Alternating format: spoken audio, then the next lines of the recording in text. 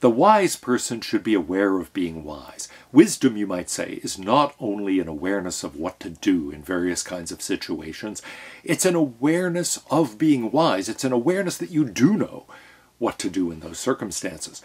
And so, if this is the account, then it turns out that temperance is just the same as wisdom. You might have expected things to stop right there. And indeed, that does look like an objection as we ordinarily think of things. I mean, wisdom and self-control, are they really the same thing? Socrates, in the end, thinks they are the same thing. And so he's not going to object here that, well, that can't be right. Instead, it's a different kind of move that gets made. What Socrates worries about is that if this is the knowledge of itself, there's something strangely ungrounded about that. Is it possible for us to even have a science that is a science of itself? Knowledge of knowledge? He says, I don't get it. It's one thing to know something about something. For example, the physician knows about medicine and may well be aware of that knowledge itself. So you can know about something like medicine and be aware that you know it. That makes sense. But now, does it make sense to have an awareness of an awareness without it being an awareness of anything?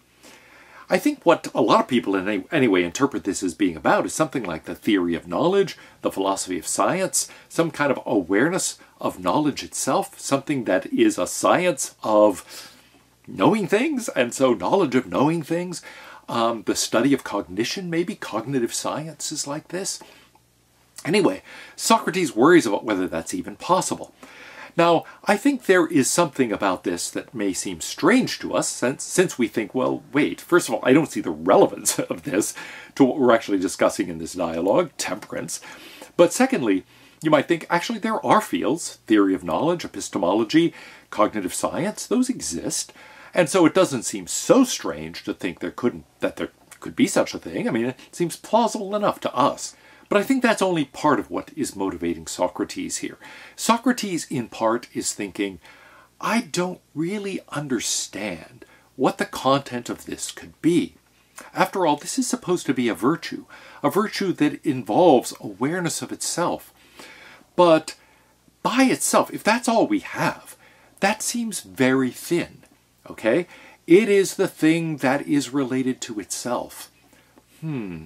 Okay. That's a bit like, what does it take to be a member of this club? Oh, being a member. Or what is this club for? It is to perpetuate the club. It's like, I don't understand. That's not really a purpose. And so I think what he's worried about is that there's something strangely self-referential about this. And self-referential, not in a way that by itself would be problematic if it were coupled to something else. Yeah, you could know medicine or know baseball and know that you know it.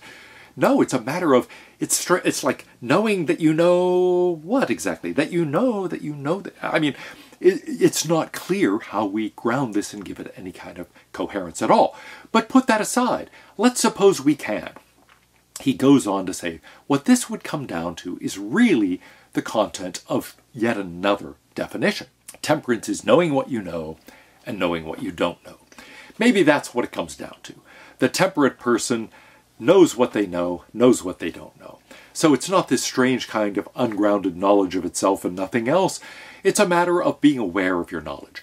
In Confucius, there is a passage in the Analects where he says, to know what you know and to know what you don't know, that's knowledge.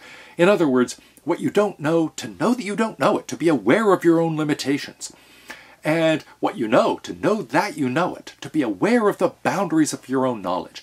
That's what true knowledge is, Confucius says. So we can think the same here. And having true knowledge in that sense, being aware of your own epistemic limitations, maybe that's what temperance amounts to. Well, that is a strangely, purely epistemological understanding of things. It might be better, really, for ethics at large to just say it's a matter of knowing your own limitations, and leave it at that. But let's take this seriously. Socrates does worry about whether such a thing is even possible. And a kind of paradox of analysis or inquiry emerges here. How can I know what I don't know? Surely I must know something about it in order to know that I don't know it. I might say, I don't know anything about quantum field theory, but I must know at least a little to know that I don't know it. I must have some sense of what quantum field theory is to know that it's not among the things that I know. And so there has to be at least a little bit of knowledge of that, but it doesn't seem as if there has to be much. I mean, I don't know much about quantum field theory. And so I'm not sure I could even give you a definition of the term. I don't even think I have an understanding of what it is that I don't know. But in any case, that's the sort of thing, you might say, does produce a certain kind of puzzle. If you don't know what this thing is at all, then how would you know whether or not you know it? And so Socrates worries that even with this conception, we can't really have that without some sense of what it is that we know or don't know. In other words, it might be that knowing that you know something, maybe you can do that. Knowing that you don't know something, he's worried about the possibility of that. But let's put that worry aside and assume that there's something to what he's saying, and that at least there's some sense in which you could know enough to know that you don't know it. There's something more serious. He says, what good is this actually? I want a doctor, for example, to know enough medicine to help to prevent illness in me and to cure an illness that occurs.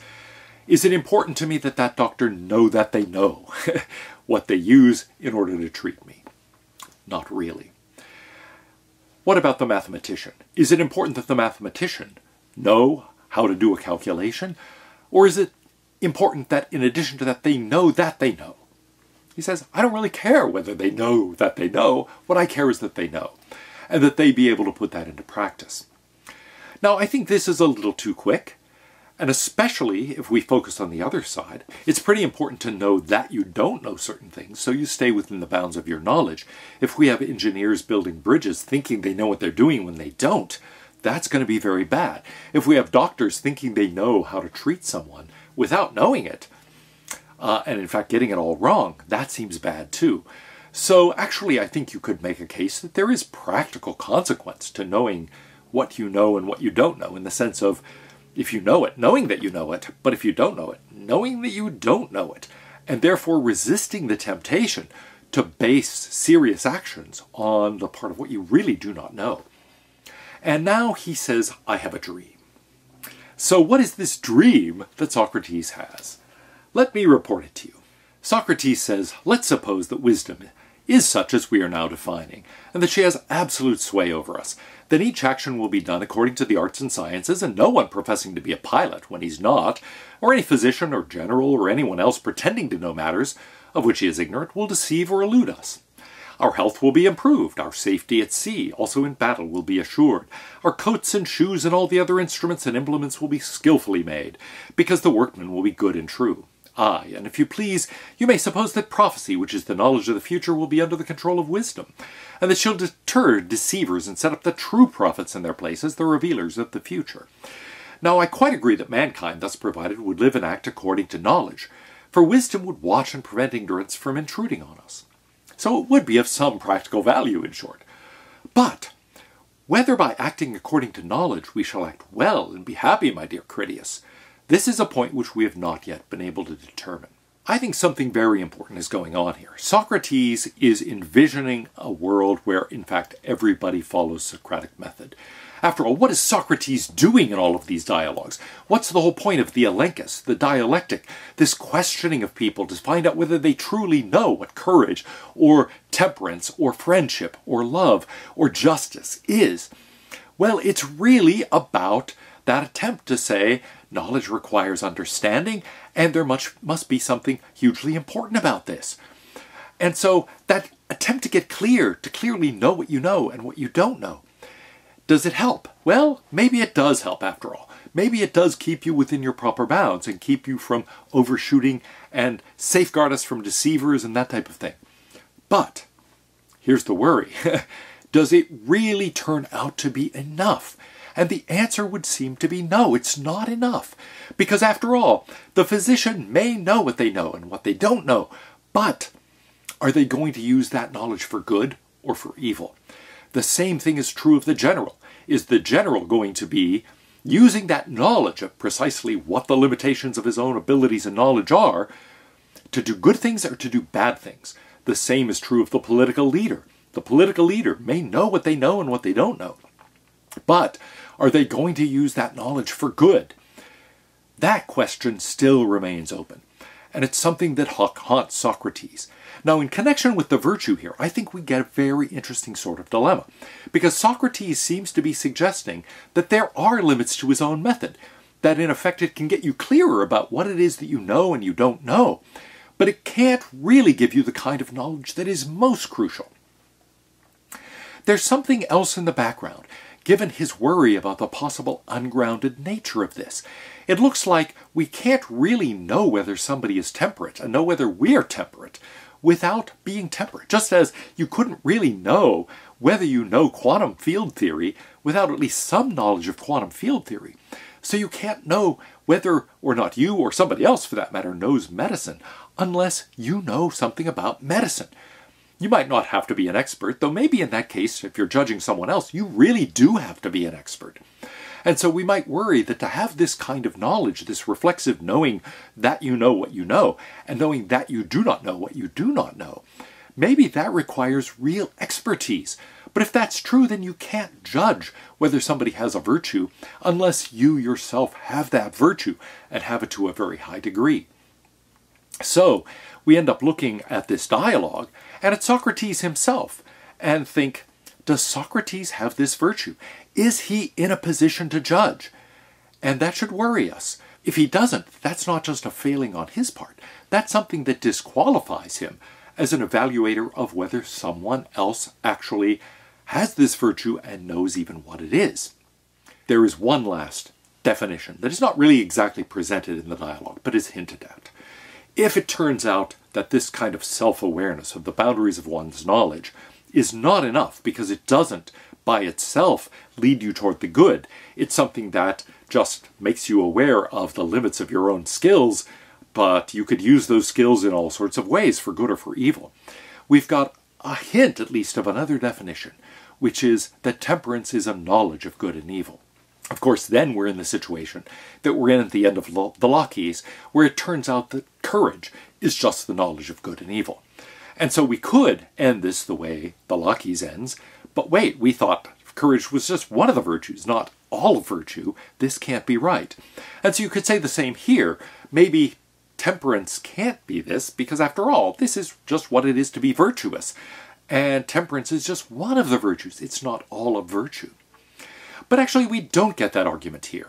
Instead, we get a different conclusion. We get this odd interplay between Socrates and Critias and Charmides. And it's a disturbing one in various ways. The whole thing could be read as a kind of seduction of Charmides on Socrates' part. There's talk here of violence, of resistance, and so on. And so you might think, yeah, it's kind of unsavory what goes on here. It looks as if actually there's a failure of self-control in a variety of parts at the end here. You could also think and read this as an allegory of what happens later with the tyrants, that there is indeed a failure of temperance, a failure of self-control. There is violence. There is resistance on some parts and a failure to resist on others. And so there are, in that historical context, disturbing questions raised by the end of the dialogue. But I think what does emerge here is the same thing that emerges in a number of these pre-middle dialogues. It's something that Aristotle identifies as the key to Socrates' own historical understanding of what virtue is. And I'll frame it in terms of two theses. The first is that virtue is knowledge. Virtue is the knowledge of good and evil. And that's true for not only virtue as a whole, but then for every particular virtue. It turns out that courage, temperance, justice, every one of the virtues is really just a knowledge of good and evil. And so what follows from that is indeed the second thesis of the unity of the virtues. All of the virtues are identical. Courage is the same as wisdom, which is the same as temperance, which is the same as generosity, which is the same as piety, and so on and so forth. They are all really identical. Well, if virtue is a matter of knowledge, then vice is ignorance. And if you fail to have one virtue, you actually fail to have them all. So if someone does not have temperance, if they do not have self-control, it turns out they don't have justice, they don't have generosity, they don't have wisdom. They fail at all of the virtues. Failing at one fails at all. Well, if we seek to develop virtue, in this case self-control, temperance, what do? How do we try to master ourselves? The answer here is, well, if vice is ignorance, if virtue is knowledge, the answer is to know. The answer is to try to gain knowledge, try to gain understanding of things. But of course, Socrates' elenchus, which can clarify things, is only part of the task. We have to somehow gain an understanding of good and evil themselves.